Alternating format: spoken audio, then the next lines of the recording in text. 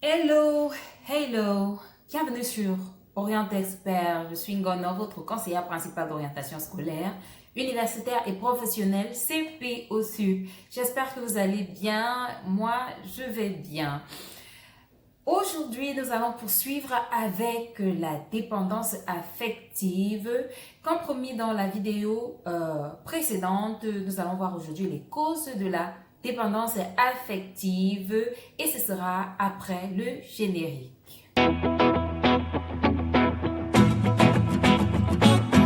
Comme tout trouble de la personnalité, la dépendance affective trouve son origine dès l'enfance. Alors, la première cause de la dépendance affective, c'est un manque affectif, un manque d'attention depuis le bas âge, j'ai envie de dire depuis le sein de sa mère.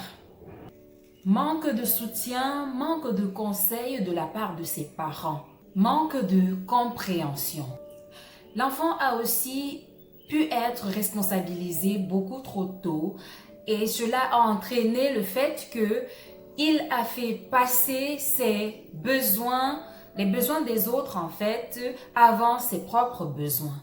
Des traumatismes, le rejet, des abus vécus par la personne lors de son enfance peuvent expliquer qu'il devienne une personne, qu'il ou elle devienne une personne dépendante affective. Des abus physiques ou psychiques durant l'enfance. Également, le fait d'avoir des parents trop exigeants, trop critiques.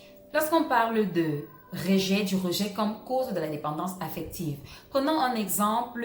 Voilà un enfant dont le père a renié la grossesse. L'enfant, bien qu'il soit dans le sein de sa mère, va ressentir ce rejet, va ressentir qu'on n'a pas envie, qu'il n'est pas désiré et peut développer plus tard de la dépendance affective. Également, des situations dans des familles comme un traitement différent entre les enfants peut entraîner des dépendances affectives. Par exemple, l'enfant va observer que chaque fois qu'il commet une bêtise, quelque chose qui est reprochable, on sévit vraiment, on est très sévère envers lui. Par contre, quand c'est son frère qui agit de la même manière, on est moins rigoureux. Parfois, on laisse courir, parfois, on laisse tomber, on ne dit rien. Mais quand c'est lui, à chaque fois, c'est la bastonnade, c'est des insultes, c'est etc., etc. Vous voyez, lorsque l'enfant observe ce genre de comportement préférentiel, on va dire ça comme ça, là, des attitudes de deux poids, deux mesures lorsqu'il s'agit d'une situation entre lui et ses frères ou entre lui et son frère, il peut développer un sentiment de manque, un sentiment de manque, il peut observer, il peut se sentir mal aimé et plus tard développer un trouble de la personnalité dépendante. Autre chose que l'on peut noter pour parler plus simplement, après avoir cité toutes les causes, pour parler plus simplement, je vais prendre un autre exemple. Vous voyez un enfant qu'on ne connaît pas, qu'on ne cherche pas à connaître.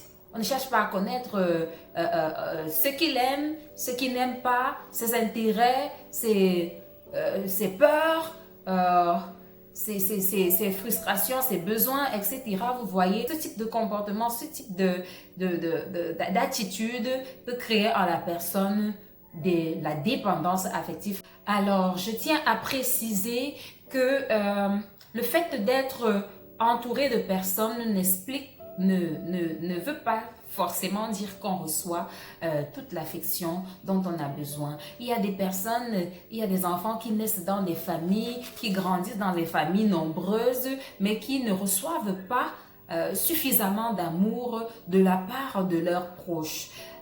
Il y a également l'autre facteur qui peut qu'il faut considérer, c'est le nombre d'enfants. Lorsque certains enfants naissent dans des familles nombreuses, à un moment, il faut le dire, les parents peut-être n'ont pas assez d'affection, on va dire ça entre guillemets, hein, assez d'affection, parce que de l'affection, il y en a toujours assez, mais peut-être ils vont négliger d'accorder de l'attention à certains. Vous allez voir que dans certaines familles nombreuses, on accorde beaucoup plus d'attention peut-être aux aînés, et ceux qui viennent souvent, on donne la charge à ces aînés-là d'en prendre soin. On donne la charge à ces aînés-là de s'occuper de leur éducation, de leur suivi, des devoirs, etc., etc. Vous voyez. Alors du coup, l'enfant ne reçoit pas l'affection qu'il doit recevoir de son père ou de sa mère, mais plutôt de l'attention de ses frères, de ses aînés, de ses oncles, de la nounou, etc. Mais est-ce que cette affection remplace l'affection de papa et maman? Non, parce que l'enfant aimerait toujours recevoir de l'amour de son père, de sa mère. Ce qu'il reçoit de son père, de sa mère n'a pas de prix, peu importe le statut social de ces derniers, peu importe la couleur de ces derniers, peu importe la forme de ces derniers. Ce qu'il reçoit de ses propres parents a toujours plus de valeur que l'amour de toute la terre réunie. Alors, fausse croyance de penser que l'enfant qui est encadré, qui est toujours entouré, qui naît dans une famille nombreuse, etc., etc.,